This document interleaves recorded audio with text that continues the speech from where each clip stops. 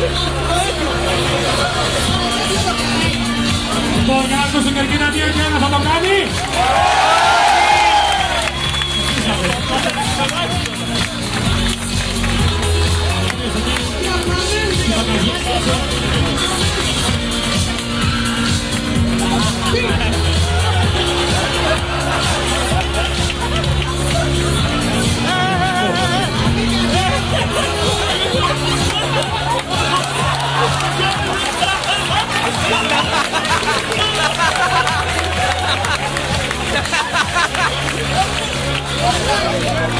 Αυτό είναι το εκκλέζικο χιούμορ το γνωστό.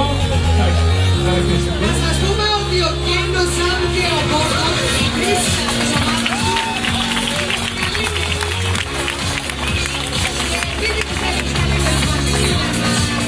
Πάμε για να μην χρειαζόμαστε στο λίγο να ανέβει.